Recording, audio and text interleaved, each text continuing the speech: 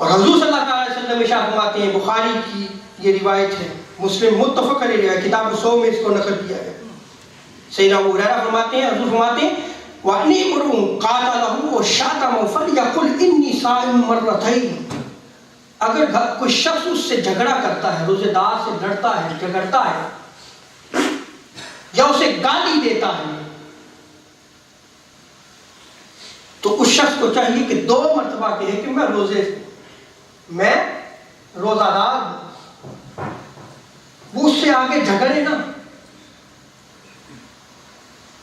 और हमारा हाल क्या है, कुछ थोड़ी सी बात तो करके देखिए, अगर उसने 1 सुनाई है तो हम 2 सुनाएंगे उसको। कोई सब्र कहां गया, रोजा सब्र नहीं सिखाता है। और ये हुजूर सल्लल्लाहु अलैहि वसल्लम का फरमान है कि वो रुक जाए, सब्र करे, इसलिए कि रोजा उसे सब्र की तलकीन भी करता है। उसे कहे कि हाँ मैं रोजादार हूं।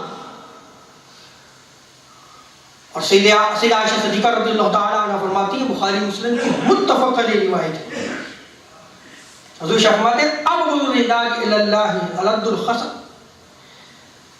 कि अल्लाह के यहाँ सबसे ज्यादा नापसंदीदा शख्स झगड़ालू शख्स है, जो झगड़ा करे, बार बार में झगड़ पड़े, रब उसे नापसंद फरमाता है। और हमारे सोसाइटी और कल्चर में वो शख्स लीडर बन जाता है, लोग उसके शर से डरते हैं।